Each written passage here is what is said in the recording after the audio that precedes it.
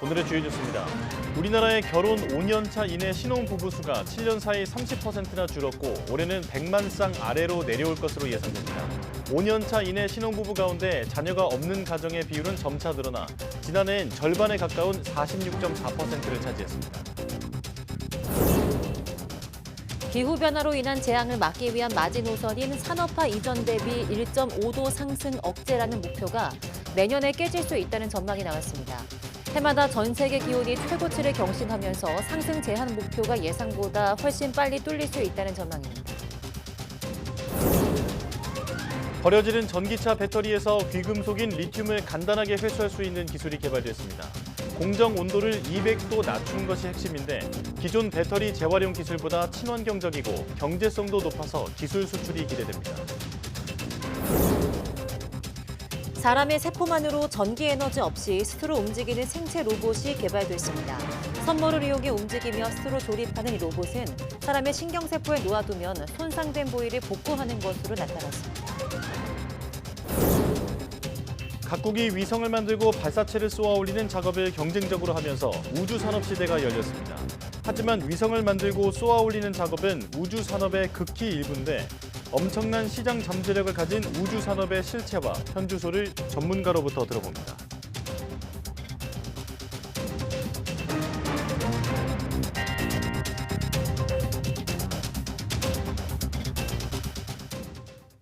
여러분 안녕하십니까? 사이언스 투데이 시작합니다. 결혼 1년에서 5년 차 신혼부부가 100만 쌍 문턱까지 줄어든 가운데 초혼 신혼부부 중 자녀가 없는 비중은 역대 최대 규모로 늘었습니다.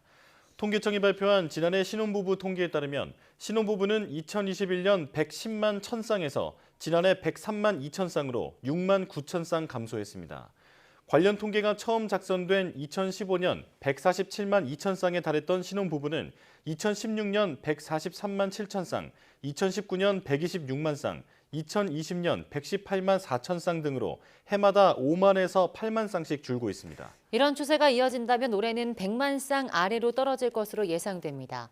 초혼 신혼부부를 기준으로 지난해 자녀가 없는 부부는 46.4%로 전년보다 0.6%포인트 증가하면서 2015년 통계 작성 이후로 최고치를 기록했습니다.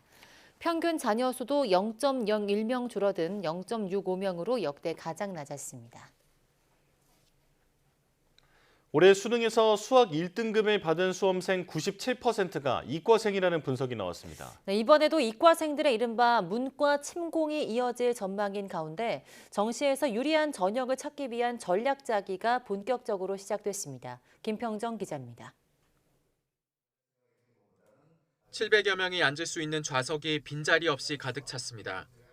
대입 정시 지원 전략을 소개하는 입시 설명회에 수험생과 학부모들이 모여들었습니다. 가장 궁금한 점은 실제 점수로 어디를 지원할 수 있는지입니다. 제가 받은 성적으로 배치표를 보고 이제 어떤 대학, 어떤 과를 지원할 수 있을지 잘 고민해보고 싶어서 오게 되었습니다. 올해 수능 수학 1등급 학생 가운데 미적분과 기하를 선택한 이른바 이과생은 97%로 높게 나타났습니다. 이 때문에 이과생이 문과에 대거 교차 지원하는 이른바 문과 침공이 올해도 재현될 전망입니다. 어려웠던 수능 때문에 수시에서 최저 학력 기준을 못 넘은 학생도 많을 것으로 보여 정시 모집 인원이 조정될 가능성도 있습니다. 작년보다는 그래도 좀 잘 본 것 같아서 그래서 약간 정시 지원에 도움을 좀 받으려고. 공통으로 나오는 조언은 영역별로 자신의 강점과 약점을 잘 분석해야 한다는 것입니다. 자신이 유리한 점수를 얻은 영역에 반영 비중이 큰 학교에 지원해야 합격률을 높일 수 있기 때문입니다. 특히 탐구 영역은 선택 과목에 따라 점수가 다른 만큼 대학별 변환 표준 점수를 잘 확인해야 합니다. 서울권 대학은 주로 가나군에 몰려 있어서 사실상 지원 기회가 2번이란 점을 고려해야 하고 중위권은 3번의 복수 지원 기회를 잘 활용하는 것이 중요합니다. YTN 김평정입니다. 2024학년도 대입 수능 결과가 나온 가운데 수험생의 40% 이상이 재도전을 염두에 두고 있다는 조사가 나왔습니다.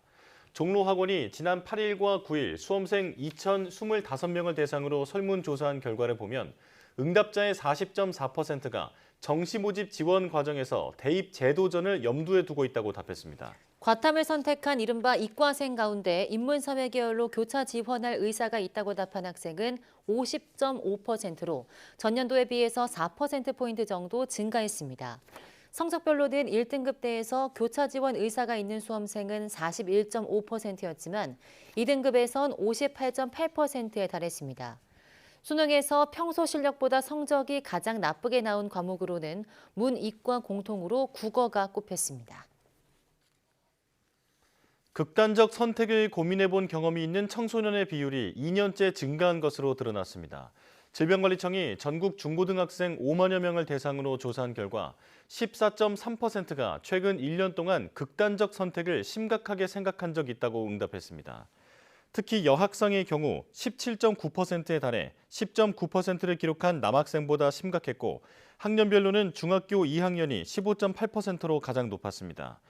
자살을 생각한 적 있는 청소년 비율은 지난 2005년 20%를 넘었다가 2008년 이후 10%대로 내려와 대체로 하락세를 유지해왔지만 지난해부터 다시 오르고 있습니다. 세계 각국이 기후변화 대응을 위해 설정한 온난화 제한선인 산업화 이전 대비 지구기온 1.5도 상승이 내년에 뚫릴 가능성이 크다는 분석이 나왔습니다. 영국 기상청은 지구 기온 전망에서 올해 이어 내년에도 사상 가장 더운 해가 되면서 내년 지구 평균 기온이 처음으로 산업화 이전보다 섭씨 1.5도 이상으로 오를 수 있다고 내다봤습니다.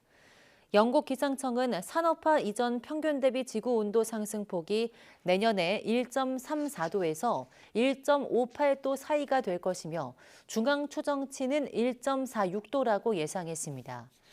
지구기온 상승폭 1.5도는 과학자들이 앞으로 기후변화로 인한 재앙을 피할 수 있는 일종의 마지노선으로 제시한 수치입니다.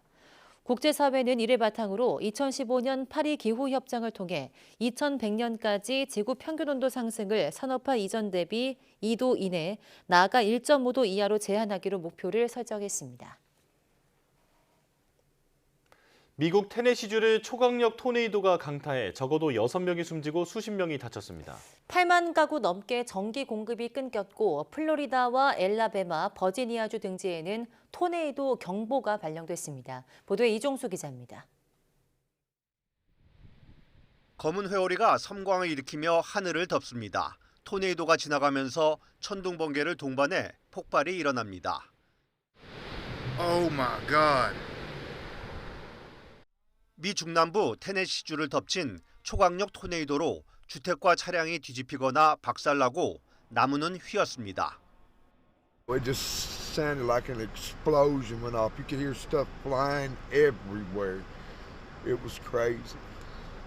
It's crazy. It is terrifying. 지금까지 수십 명의 사상자가 발생했습니다. 특히 이동식 주택이 날아가 다른 주택을 덮치면서 안타깝게도 이 집에 머물던 엄마와 아기가 숨진 것으로 전해졌습니다. 전신주가 바람에 쓰러지면서 한때 이 지역 8만이 넘는 가구에 전기 공급이 끊겼습니다. We have been working very closely with Nashville Electric Service. They are still trying to restore power to 26,000 Nashvillians. 테네시주는 지난 4월에도 토네이도 피해를 입어 17명이 숨지는 등 토네이도가 거의 해마다 강타하는 곳입니다. 토네이도가 미 동부 방향으로 이동하면서 버지니아, 플로리다, 알라베마주 등지에 토네이도 경보가 내려졌습니다. YTN 이종수입니다. WHO는 잠비아에서 지난 5월 탄저병 인간 감염 사례가 처음 보고된 이후 지난 11월 20일까지 사망자 4명을 포함해 탄저병 감염 의심 사례 684건이 보고됐다고 밝혔습니다. 탄저병 인간 감염 의심 사례는 잠비아 남부 시나종웨 지역에서 보고된 이후 10개 주 가운데 9개 주로 번진 것으로 추정됐습니다.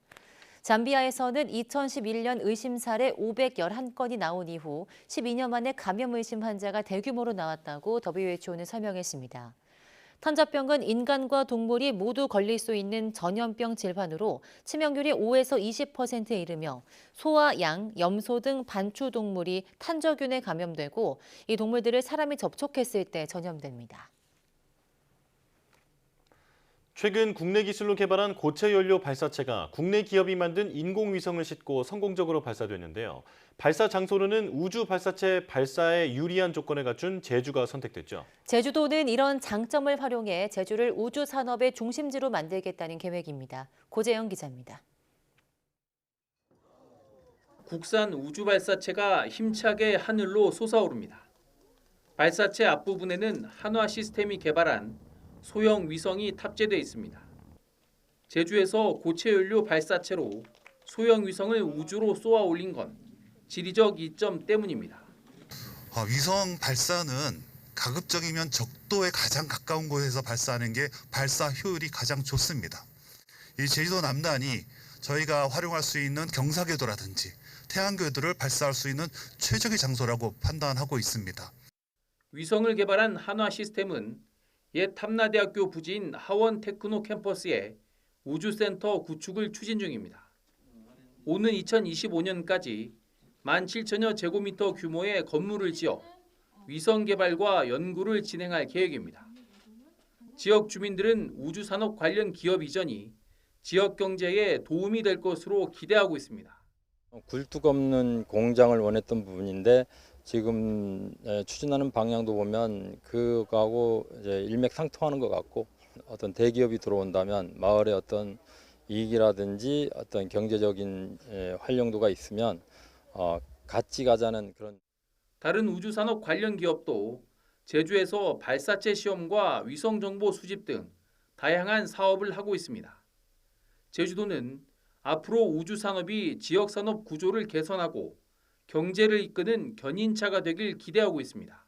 지금 현재 4%의 제조업 비중을 갖고 있는데 이걸 10%까지 이상으로 높일 수 있는 여건이 된다는 측면에서 제주도로서는 대단히 좋은 일자리를 많이 만들 수 있는 그런 큰 효과를 얻을 수 있지 않을까 생각합니다. 위성 개발부터 발사, 위성 정보 활용까지 제주가 우주 산업의 중심지로 가는 힘찬 발걸음을 시작했습니다. YTN 고재영입니다. 억만장자 3명이 주도했던 이른바 우주 삼국지가 거의 20년 만에 일론 머스크의 압도적인 승리로 기울고 있다는 평가입니다. 우크라이나 전쟁, 그리고 최근 우리 군 첫 정찰 위성 탑재까지 머스크가 이끄는 스페이스X의 위력이 발휘되고 있습니다. 서봉국 기자입니다. 웅장한 모습으로 창공을 가르는 스페이스X의 화성 탐사선 스타쉽. 실패 논란도 있지만 민간 주도 우주 개발에서 머스크의 스페이스X가 다른 억만장자 베이조스의 블루 오리진, 브랜슨의 버진 갤럭틱을 멀찌감치 따돌린 상징적인 장면입니다. And again, dedication. This is a reflection of the dedication of the hard work of the SpaceX NASA teams to achieve this goal. 2020년 민간 기업 최초로 우주 비행사를 우주 정거장에 보냈던 스페이스X는 매주 한 번씩 로켓을 쏘아올릴 만큼 뛰어난 기술력을 자랑합니다. 블루 오리진, 버진 갤럭틱이 실익이 떨어지는 민간인의 우주여행에 집중할 때 당장 돈이 되는 위성 인터넷 사업 스타링크에 집중한 것도 큰 차이를 만들었다는 분석입니다. 실제 스타링크는 러시아와 전쟁 중인 우크라이나의 대체 통신망으로 활용되면서 민간 영역을 넘어 전장에서도 위력을 톡톡히 발휘했습니다. 스페이스X의 기업 가치가 약 200조 원으로 치솟은 데 비해 2004년 설립 이후 적자 행진을 이어온 버진 갤럭틱의 주가는 1달러대로 폭락하면서 브랜슨은 사실상 투자 중단을 선언했습니다. 블루 오리진 역시 CEO까지 전격 경질하며 결의를 다졌지만 자회사 아마존이 인터넷 위성 발사 프로젝트를 경쟁자인 스페이스X와 계약하면서 체면을 구겼습니다. 중국 관영 매체는 세계 최강 우주 강국 목표를 내건 중국 기업도 민영 기업 스페이스X의 전례 없는 도전에 직면했다고 기술 격차 위기감을 드러냈습니다. Accomplish everything that they've done in the last decade or even in the last 5 years. It wouldn't surprise me if we had humans on Mars with Starship in the next decade, maybe 10 to 15 years max. 기술력과 차별 전략으로 20여 년 만에 적수들을 잡한 머스크. 막강한 우주 권력을 누가 견제할 수 있을지 우려의 목소리도 나옵니다. YTN 서봉국입니다. 이번 주 후반 연말 밤하늘을 화려하게 장식할 올해 마지막 우주쇼가 펼쳐집니다. 3대 유성우 중 하나인 쌍둥이 자리 유성우가 그 주인공인데요. 1시간에 무려 150개 넘는 별똥별이 쏟아질 것으로 보입니다. 정혜윤 기자입니다.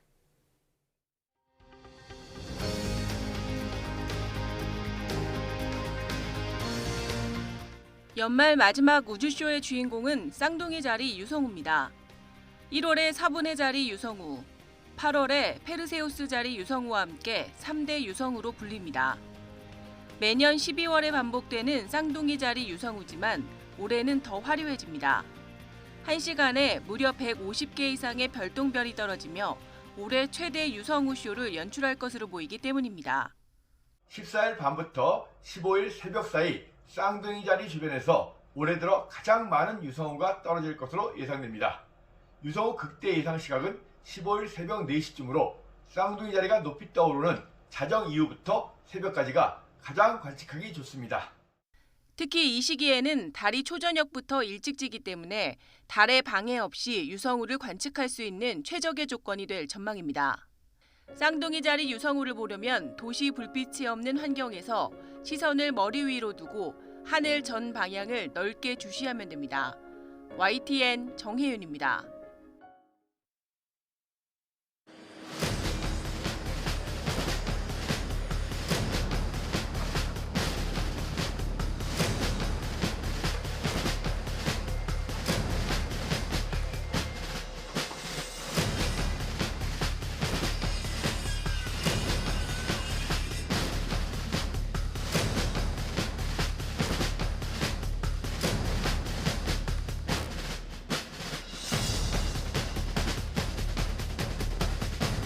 But today is a great day for the Australian Army.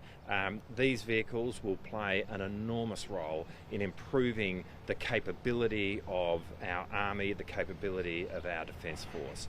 And we are very excited as a government about signing off on this. As I said, this is the largest program in the Australian Army's history, and it represents a massive step forward in capability.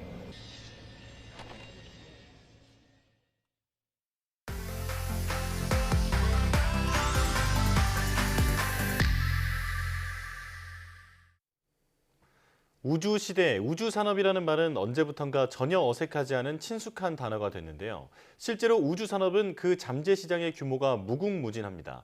우리가 생각하는 우주산업의 이미지는 사실상 극히 일부라고 하는데요. 네, 위성을 만들고 그 위성을 발사체에 담아 쏘아 올리는 작업이 우주산업의 대명사처럼 인식되지만 실제로 이보다 훨씬 큰 분야가 있다고 하는데요.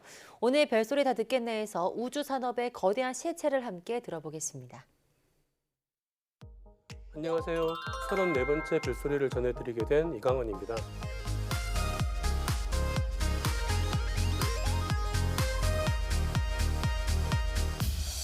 우주시대를 향한 인류의 도전은 끊임없이 지속되고 있는데요. 뛰어난 아이디어와 기술력은 우리를 어떻게 성장시킬까요? 오늘은 우주산업에 대한 별소리를 전해드리겠습니다.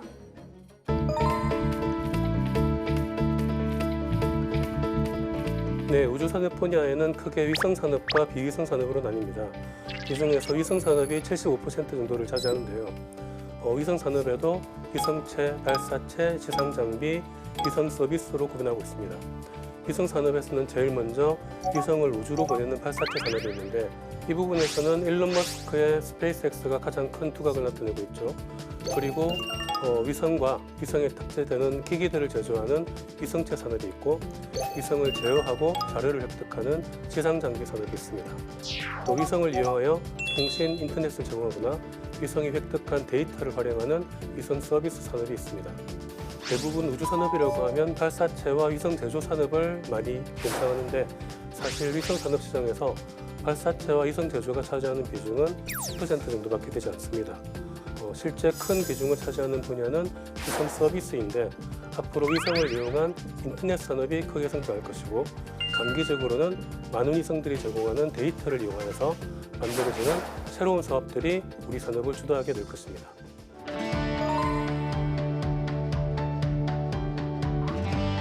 네, 현재 전 세계 우주산업 규모는 약 400조 원 정도인데 우리나라의 우주산업 규모는 4조 원 정도로 세계 규모의 1% 정도밖에 되지 않습니다. 근데 2017년에 모건 스탠리가 2040년 우주 산업 규모가 약 1,300조 원 정도 될 거라고 예상을 했거든요. 근데 이제 뱅크 오브 아메리카는 2030년에 약 1,800조 원으로 예상했습니다. 그러니까 규모도 더 커지고 성장 속도도 훨씬 더 빠를 거라고 예상을 하는 거죠. 미래 예측이기 때문에 확신할 수는 없지만 우주 산업의 규모가 예상보다 훨씬 빠르게, 훨씬 더 크게 성장할 것은 분명해 보입니다. 현재 민간 우주 시장 선점을 위해서 전 세계 많은 기업들이 우주 산업에 막대한 투자를 진행하고 있습니다. 일론 머스크의 스페이스X는 뉴스페이스 시대를 주도하고 있고 세계 최고의 부자라고 할 수 있는 아마존 CEO 제프 베조스도 우주 개발 기업인 블루 오리진을 만들어서 막대한 자금을 투자하고 있습니다. 우주 스타트업에 대한 투자 역시 전 세계적인 투자 위축 분위기에도 불구하고 꾸준히 증가하고 있는 추세입니다.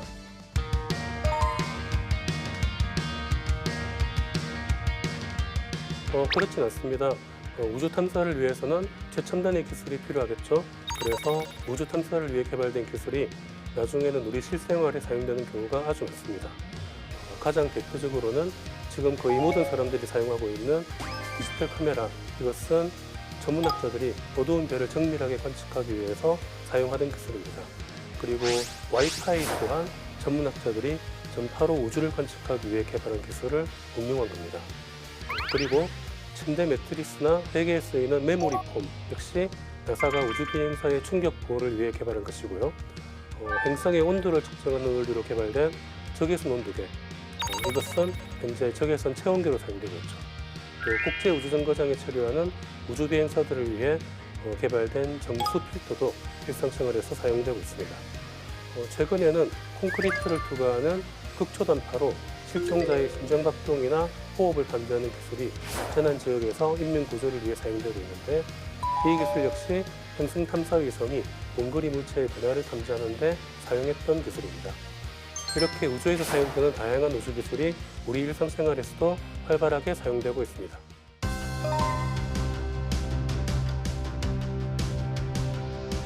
네, 우선 인류는 수백 년 전에 대항해 시대에 바다를 점령했던 나라가 세계를 지배했던 기억을 가지고 있습니다. 그렇듯 우주는 인류에게 새로운 탐험의 무대가 되는 곳인데요. 현재 인류는 정보와 네트워크 시대에 살고 있고, 인터넷은 정보와 네트워크를 전 세계로 확장했습니다. 그러니까 현재 우리가 살고 있는 우주 시대는 정보 획득과 네트워크가 우주로 확장되는 시대라고 할 수 있습니다. 처음 인터넷 시대가 시작될 때 우리는 인터넷이 세상을 어떻게 얼마나 바꾸게 될지 미처 예상을 못했습니다. 최초의 인터넷 서비스는 이메일 정도에 불과했었는데 지금의 인터넷은 당시 생각지도 못했던 일들을 하고 있죠. 저는 우주 산업의 출발점에 있는 지금이 인터넷 시대의 출발점에 있는 것과 비슷하지 않을까 생각합니다. 우주 산업이 더욱 발전하면서 우주로 확장된 정보와 네트워크를 이용하여 어떤 일을 할 수 있을지 지금은 예측할 수 없습니다. 하지만 우주 산업의 발전 과정에서 확보되는 새로운 기술과 그로 인해 얻게 되는 새로운 데이터는 우리의 삶을 지금과는 한층 다른 모습으로 바꿔놓을 것입니다. 때문에 우리는 꾸준히 우주 산업을 발전시켜야 합니다. 대한민국의 우주 산업은 이제 시작 단계라고 할 수 있습니다. 우주 산업에 뛰어든 최고 부자들이 아폴로를 보면서 꿈을 키웠듯이 우리나라에도 누리호를 보며 꿈을 키운 누리호 키즈들이 분명 나타날 것으로 기대하고 있습니다. 부디 이들의 꿈이 꺾이지 않기를 여러분들의 많은 응원 부탁드리면서 이상 오늘의 별소리를 마치겠습니다.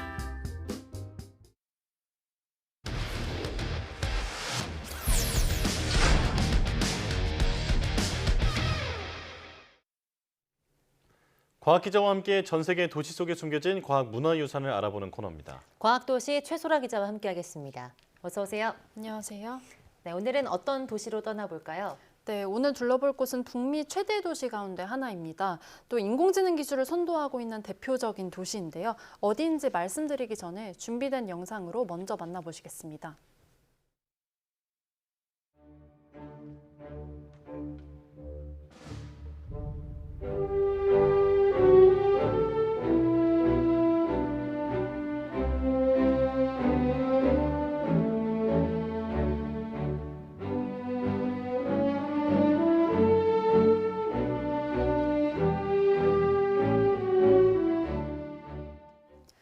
네, 오늘의 과학도시는 캐나다 토론토입니다. 토론토는 캐나다의 수도인 오타와에서 서쪽으로 400km 정도 떨어진 곳인데요. 오타와보다도 더 규모가 큰 캐나다 최대의 도시이고요. 또 북미 기준으로도 뉴욕과 로스앤젤레스 등에 맞먹는 이 6위 안에 드는, 이 5위 안에 드는 대도시입니다. 네. 이 토론토시의 인구는 300만 명 이상인데요. 이 토론토의 위성 도시까지 합쳐서 광역 생활권을 기준으로는 인구가 1,000만 명에 달하고 이는 캐나다 인구의 약 4분의 1에 해당합니다. 네, 정말 대도시인데 사실 캐나다 수도가 말씀하신 대로 오타와잖아요. 근데 오타와보다 토론토를 캐나다 하면 먼저 떠올리신 분들이 많을 것 같은데 무엇 때문에 이렇게 잘 알려져 있는 도시일까요? 네, 토론토는 북미 지역에서 두 번째로 큰 금융도시이자 또 첨단 산업의 중심지로 알려졌습니다. 이 지금 보시는 영상이 토론토 시내의 모습인데요. 네. 이 토론토의 랜드마크인 CN타워가 보이시나요? 이 높게 솟은 건물인데 높이가 약 550m로 눈에 굉장히 잘 띄는 건축물입니다. 네. 이 토론토의 텔레비전과 라디오 전파를 내보내는 송신탑인데요. 우리나라로 치면 남산타워와 비슷한 겁니다. 지금 보시는 이 시내 일대에 캐나다의 5대 은행과 캐나다 10대 기업 중 절반 이상이 몰려 있고요. 또 이곳을 포함해서 토론토 광역권을 기준으로는 캐나다의 생명공학 기업의 절반 이상이 들어섰고 또 구글과 마이크로소프트, 인텔 등 IT 기업들도 토론토에 사무실을 두고 있습니다. 네. 이 덕분에 토론토의 광역권이 캐나다 GDP의 무려 20%를 차지하고 있고요.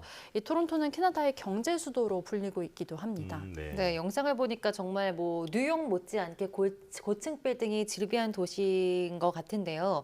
근데 캐나다가 또 인공지능으로 굉장히 유명하다고요. 네, 그렇습니다. 토론토는 인공지능 연구에서 이 세계적인 선두주자인 도시 중에 하나인데요. 이 현대 인공지능의 핵심 기술인 딥러닝이 바로 2006년에 토론토대 제프리 힌튼 교수가 처음 만든 개념입니다. 네. 이 딥러닝은 컴퓨터가 빅데이터를 활용해서 마치 인간처럼 스스로 학습하고 또 예측하는 기술이죠. 이 힌튼 교수 팀은 이 딥러닝의 방법론을 정립하고요. 2012년에 국제대회를 통해서 딥러닝의 우수성을 입증했고요. 이를 통해서 딥러닝이 인공지능의 핵심 기술로 자리 잡게 됐습니다. 네. 덕분에 인공지능을 구동하기 위한 처리 장치와 인공지능에 필요한 빅데이터가 증가했고요. 현대의 인공지능 형태로 발전하게 된 겁니다. 힌튼 교수는 인공지능의 핵심 기술인 이미지 인식과 음성 처리, 언어 이해를 기반으로 DNN 리서치라는 스타트업을 창업했는데요. 2013년에 우리 돈 500억 원이 넘는 금액에 회사를 구글에 매각했고 이후 구글에서 활동을 하다가 퇴사를 했습니다. 네. 이 힌튼 교수와 함께 딥러닝의 창시자로 불리는 요슈아 벤지오 몬트리올대 교수가 있는데요. 이 힌튼 교수의 제자입니다. 네. 이 두 교수가 1990년대 인공지능 산업이 침체됐었던 시기에도 꾸준히 인공지능을 연구해서 캐나다의 인공지능 기술 수준을 세계적인 수준으로 끌어올렸다는 평가를 받고 있습니다. 이런 노력 덕분에 캐나다 토론토대가 인공지능 분야에서 전 세계적으로 전통 있는 수준 있는 대학으로 지금 자리매김했습니다. 네, 지금 오픈 AI의 공동 창업자로 알려져 있는 그 수축해버도 이 토론토대 출신인 걸로 알고 있는데, 자, 이 캐나다의 대표적인 인공지능 기업도 소개를 해주시죠. 네, 아무래도 코로나19 사태 때 유명세를 탔던 기업인데요. 블루닷이라는 기업이 토론토의 대표적인 인공지능 스타트업이라고 할 수 있겠습니다. 네. 이 블루닷은 토론토 병원 의사인 캄란 칸 박사가 2008년에 창업한 기업입니다. 이 블루닷은 2019년 말이죠. 이 중국에서 코로나19가 터지고 난 뒤에 이 WHO나 미국 CDC, 중국 정부보다도 더 빨리 세계에서 가장 먼저 코로나19의 확산 경로를 예측한 기업입니다. 이 바로 언어 처리 인공지능을 통해서 전 세계 뉴스와 또 동식물 질병 네트워크, 항공 데이터 등을 분석해서 2019년 12월 31일에 이 바이러스가 방콕과 서울, 대만, 도쿄 등으로 확산할 것이라는 보고서를 낸 건데요. 이 코로나19, 그러니까 당시에는 우한 폐렴이라고 불렀었죠. 이 우한 폐렴 발생 소식이 알려진 12월 30일에서 불과 하루 뒤에 발표가 된 겁니다. 이로부터 일주일이 지나서야 미국 CDC와 WHO가 질병의 확산을 공식 경고했고 그때 자연스럽게 블루닷이 뜨거운 주목을 받게 됐습니다. 네. 이 기존에는 감염병 발생 국가의 공식 입장과 현지 모니터링 등을 통해서 이 질병의 확산 위험성을 분석을 해왔었는데 이 블루닷은 이와는 다른 언어 처리 기술과 빅데이터 학습으로 이런 신속한 감염병 예측에 성공했다는 평가를 받았습니다. 네. 그런데 블루닷이라는 스타트업이 토론토에서 나온 것은 단순한 우연은 아닙니다. 사실 토론토는 토론토 병원과 같은 이 대형 병원 인프라에 힘입어서 이 의료와 바이오 산업이 전통적으로 발달해온 곳이었거든요. 예. 그런데 이 의료 분야에 새로운 인공지능 인공지능 산업을 접목을 시키면서 이 관련된 스타트업이 활발히 생겨난 겁니다. 이 블루닷 외에도 캐나다의 원격 의료를 주도하고 있는 스타트업인데 이 메이플과 또 그 밖에 다이얼로그라는 스타트업, 또 이 응급 의료에 IT를 접목한 스타트업, 이 톤힐 메디컬 등이 이 토론토에서 생겨난 기업들입니다. 예, 네. 그러니까 원래 전통 강자였던 의료의 첨단 산업이 접목을 해서 블루닷 같은 훌륭한 스타트업들이 나왔다. 이런 점이 굉장히 인상 깊은데요. 이렇게 될 수 있었던 배경도 있겠죠? 네, 그렇습니다. 아무래도 여러 가지 이유가 있겠지만 가장 큰 배경은 마스 디스커버리 구역 덕분일 겁니다. 이 캐나다에서 가장 큰 규모의 스타트업 허브인데요. 네. 이 마스 디스커버리 구역은 2000년도에 첨단 의료 연구를 위해서 설립된 비영리 단체입니다. 이 공공 연구비를 받는 의료 연구를 상용화하기 위해서 이 공간을 임대해주고 민간 기업 투자를 연계해주는 역할을 했는데요. 이 마스라는 명칭이 Medical and Related Science, 그러니까 의료와 관련 과학 산업을 칭하는 점에서 보이듯이 시작은 의료에서 한정이 됐었는데요. 2000년대 IT 산업 성장에 힘입어서 의료에 IT를 접목한 스타트업들이 많이 생겨났고 이후에 대규모 민간 투자가 몰려들었습니다. 그러면서 시간이 지나면서 이 의료 외에도 핀테크와 바이오테크 또 인공지능 관련 이 스타트업들이 생겨나기 시작한 겁니다. 그 결과 마스 디스커버리 구역에서 지금까지 무려 1,200개 넘는 기업을 지원했고요. 이를 통해서 3만 개 넘는 일자리가 창출됐습니다. 네, 저는 마스라고 해서 우주 산업 관련된 지구인가 싶었는데 그게 아니라 의료 산업과 지금은 첨단 IT 허브로 발전한 곳이다. 네, 이렇게 들어봤는데요. 자, 그렇다면 토론토에 만약 여행을 가게 된다면 어떤 과학 관광을 할 수 있을까요? 네, 토론토에 방문하신다면 대표적인 과학 관광지인 리플리 수족관을 둘러보시면 좋겠습니다. 이 코너 초반에 보여드렸던 이 토론토의 랜드마크 CN타워에서 가까운 곳에 위치한 수족관인데요. 네. 이 450여 종 이상의 해양 생물을 보유하고 있고 이 세계에서 가장 긴 터널 수족관 중 하나를 볼 수 있는 곳입니다. 네. 무려 96m에 달하는 터널인데요. 관람객들이 터널을 지나면서 사방으로 상어와 같은 물고기를 직접 볼 수 있습니다. 또 해양 생태계 보호의 중요성을 알리는 체험도 다채롭게 준비돼 있어서 재미와 교육 모두 잡을 수 있겠습니다. 네. 이 리플리 수족관은 유튜브로 이 수족관의 모습을 6시간 연속으로 중계한 적이 있는데요. 이거를 바탕으로 이 세계 최장 생중계로 이 수족관을 생중계한 기록으로 기네스북 등재를 신청한 상태입니다. 네. 이 직접 방문을 해보는 방법도 있겠지만 이렇게 유튜브로도 생생하게 만나볼 수 있으니까 온라인 체험을 해보는 것도 추천드립니다. 네. 네, 리플리 수족관이죠. 오늘 한번 꼭 들어가 봐야겠습니다. 네, 과학도시 토론토에 대한 이야기 잘 들었습니다. 고맙습니다. 감사합니다.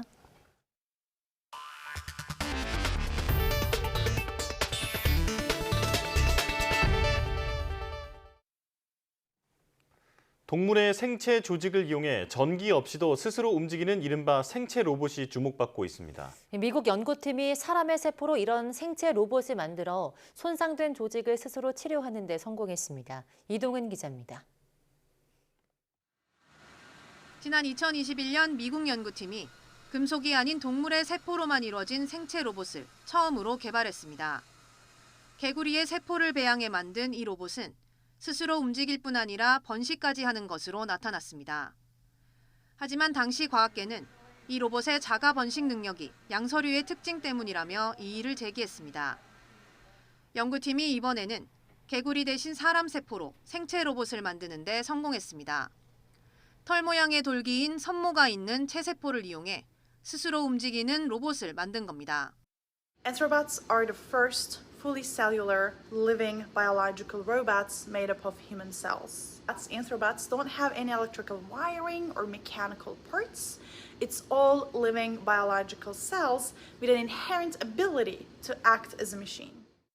여러 개의 세포를 특정 구조로 배열했더니 각 세포가 선모를 이용해 헤엄치듯 움직이며 하나의 로봇 형태를 만들었습니다. 이렇게 만들어진 생체 로봇은 30에서 500 마이크로미터 정도의 크기로 다양한 형태로 이루어졌습니다. 특히 이 로봇을 사람의 신경세포 샘플에 놓아두었더니 표면에서 움직이며 세포층에 생긴 틈을 3일에 걸쳐 복구하는 것으로 나타났습니다.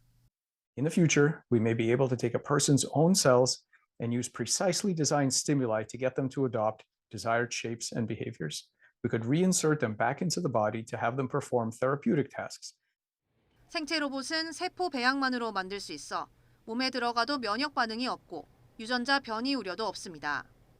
또 몇 주 뒤면 몸속에서 자연적으로 분해돼 안전합니다. 연구팀은 생체 로봇의 원리를 더 자세히 밝혀내면 척추나 망막신경 등의 손상을 치료하는 데 활용할 수 있을 것으로 기대했습니다. 이번 연구 결과는 국제학술지 어드밴스드 사이언스에 실렸습니다. YTN 사이언스 이동은입니다. 국내 연구진이 전기차 배터리에서 귀금속인 리튬을 회수하는 신기술을 개발했습니다. 기존의 배터리 재활용 기술보다 간단한 데다 친환경적이고 경제적이어서 기술 수출까지 기대됩니다. 최소라 기자입니다.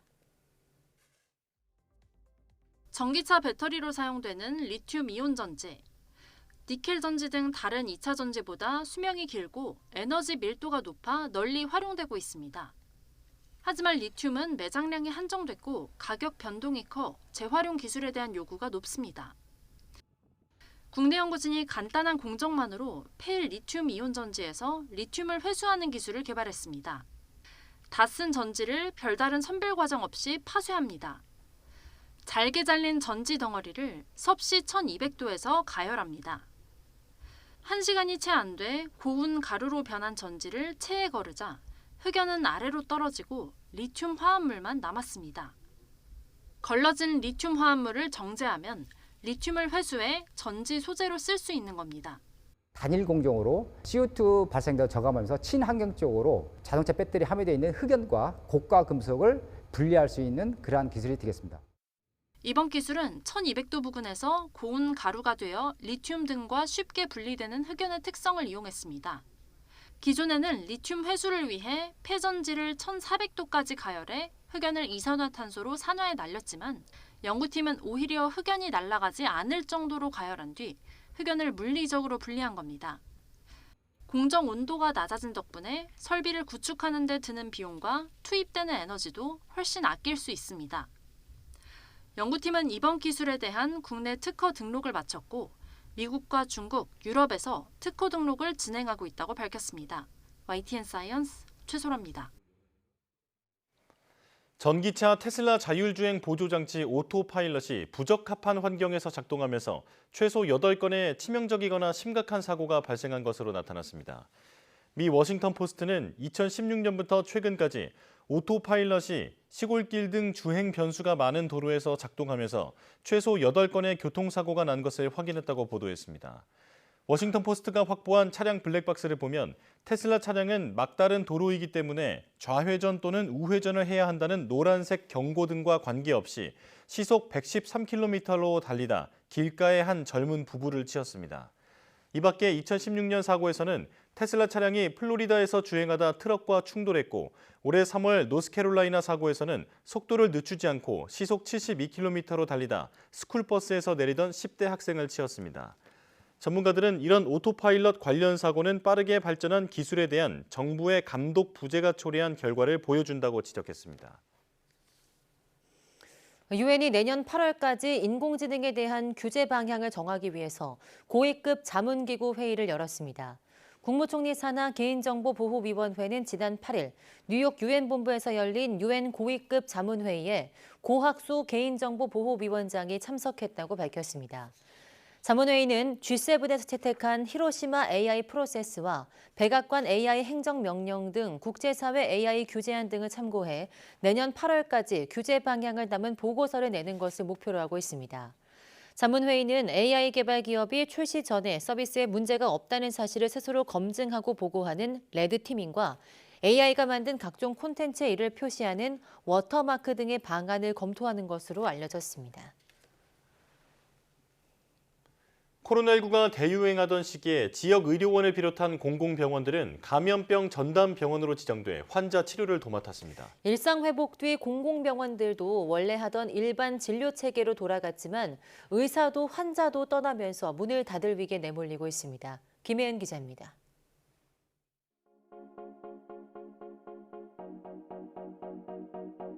코로나19 치료 최전선에 섰던 의료진들.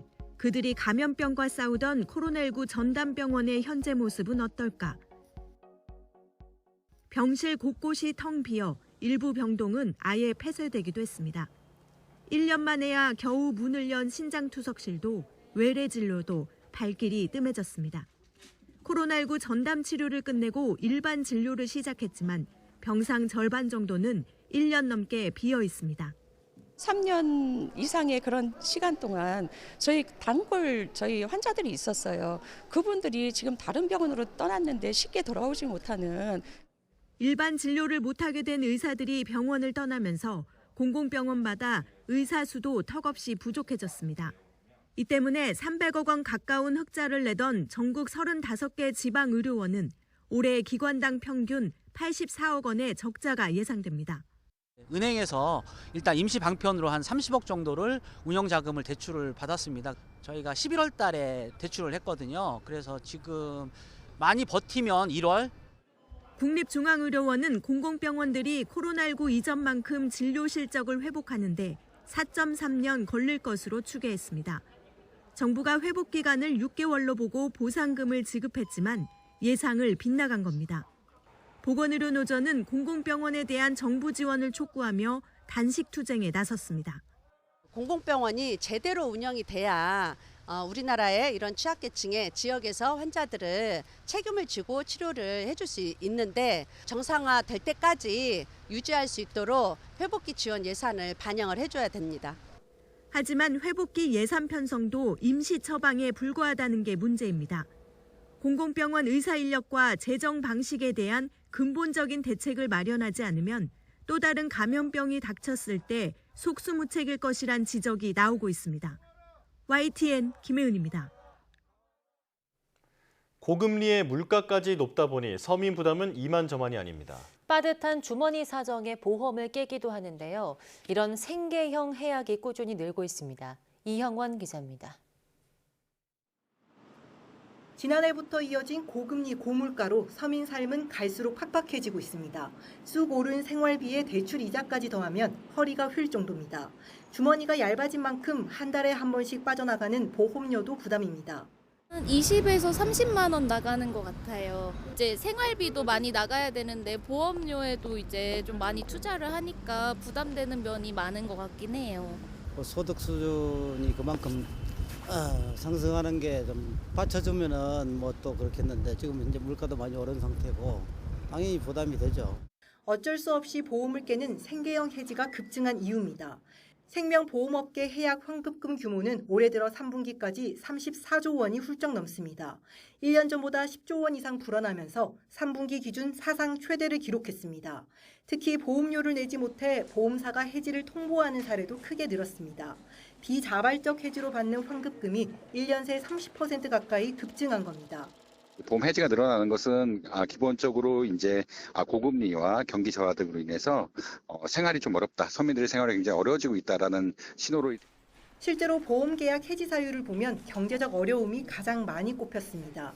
어려운 경기 상황이 내년 상반기까지 계속될 수 있다는 어두운 전망마저 나오면서 보험업계 유동성 관리에도 경고등이 켜졌습니다. YTN 이영훈입니다.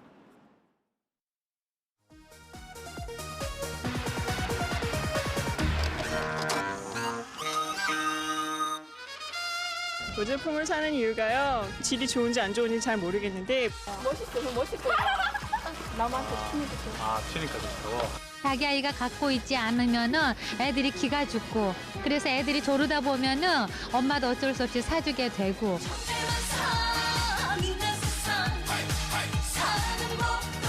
일단 지금 자기가 쓰고 있는 가방이 외제 가방이다. 40명의 학생들 가운데 외제 상표가 붙은 가방을 가진 학생은 무려 30명. 이제는 한반에 많게는 50명 가량이 외제 운동화를 신고 있는 것으로 나타났습니다. 없어지고 그런 경우도 있지. 네, 없어져요. 훔쳐 아니면 이거 가다가 깡패한테 걸릴 때 이걸 다시. 청소년들 사이에서 인기 있는 찢어진 헌청 바지는 꾸준히 팔려나갑니다. 입을 수 없게 짧고 조그맣고 그런 거 있죠? 그런 것만 사고. 발음하기도 어려운 수입 남성 의류들입니다. 정장 한 벌에 150만 원. 웬만한 회사원의 한 달 월급으로는 양복 한 벌 살 엄두도 못 냅니다. 하지만 사는 쪽도 파는 쪽도 비싼 가격이 별 문제가 되지 않습니다. 몰라요. 뭐 좋은 옷이라 비싼 건지 내 눈에 좋아 보이면 무조건 싸고 비싼 건 안 가리고. 이런 과소비를 막기 위해 과소비 추방 범국민운동본부 회원 500여 명은 오늘 과소비를 근절하자고 호소했습니다. 졸부와 외제 상품에 대한 화형식도 가졌습니다. 경제를 살리자는 운동에 초등학생들까지 나섰습니다.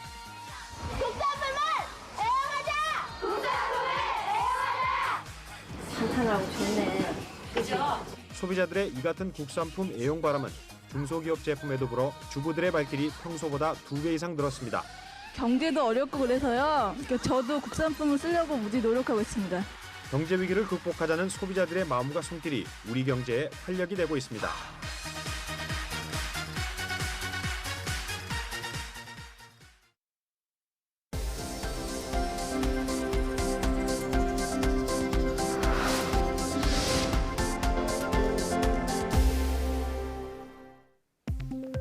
임신 중에 초미세먼지에 노출되면 임신성 당뇨 같은 대사성 질환 위험이 커진다는 연구 결과가 나왔습니다.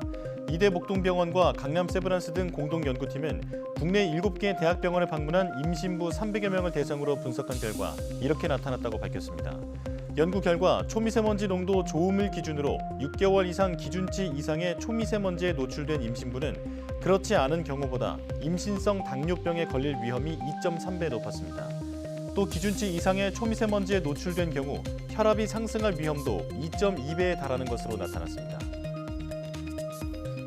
가로수 주변에 아스팔트 포장을 하지 않으면 나무의 냉각 효과가 2배 높아진다는 연구 결과가 나왔습니다.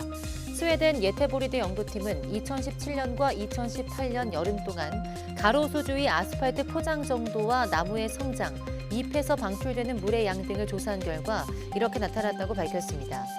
나무는 잎과 줄기가 있는 수관 부분이 넓고 밀도가 클수록 냉각 효과가 커지는데 연구 결과 주변이 잔디로 둘러싸인 가로수가 아스팔트 근처 나무들보다 수관 폭이 1.3m 넓고 밀도도 61% 높았습니다.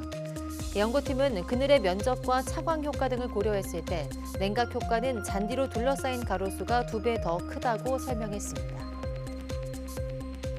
국내 연구진이 페로브스카이트 태양전지 상용화의 걸림돌인 안정성을 높이는 기술을 개발했습니다. 한국화학연구원과 성균관대 공동연구팀은 페로브스카이트 태양전지의 내부 압력을 해소하는 방법으로 안정성 문제를 근본적으로 해결하는 데 성공했다고 밝혔습니다. 연구팀은 액체 형태의 페로브스카이트 방막에 특정 물질을 추가한 결과 필름 형태로 굳은 뒤 냉각될 때 내부 압력이 분산돼 변형과 결함이 없었다고 설명했습니다. 대한민국 엔지니어상 12월 수상자에 김주혁 LG전자 책임연구원과 김민현 모바휠 대표이사가 선정됐습니다. 김주혁 책임연구원은 열교환 기술 분야의 전문가로서 효율과 품질을 높인 다수의 열교환 기술을 개발한 공로를 인정받았습니다. 김민현 대표이사는 노면 상태와 도로 기상을 실시간으로 확인할 수 있는 종합도로 정보 플랫폼 서비스를 개발해서 도로 안전 분야의 국가 경쟁력 향상에 이바지했다는 평가를 받았습니다. 과학기술정보통신부는 산업 현장의 기술 혁신에 장려하기 위해서 매달 대기업과 중견 중소기업 엔지니어를 1명씩 선정해 상장과 상금 500만 원을 수여하고 있습니다.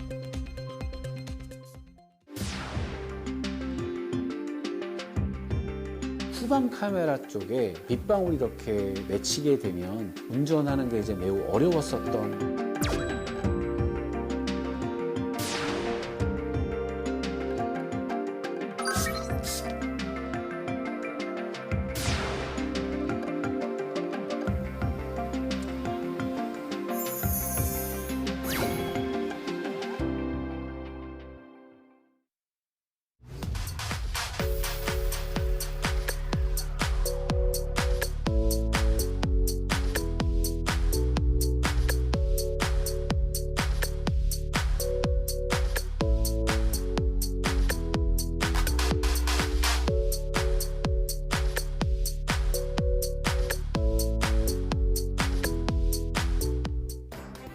간단한 주차 주행 보조 시스템부터 완전한 자율주행까지 이 모든 일은 다양한 카메라와 센서가 자동차의 눈이 되어주기 때문에 가능한 일인데요. 그런데 카메라나 센서의 성능이 아무리 좋아도 오염물질이 묻어 제 기능을 못한다면 소용없겠죠. K-사이언티스트 이번 시간에는 표면에 묻은 물질을 스스로 제거하는 전자식 자가세정 기술을 개발한 기계공학자 정상국 박사를 만나보겠습니다. 많은 시청 바랍니다. 뉴스 마칩니다. 시청해주신 여러분 고맙습니다.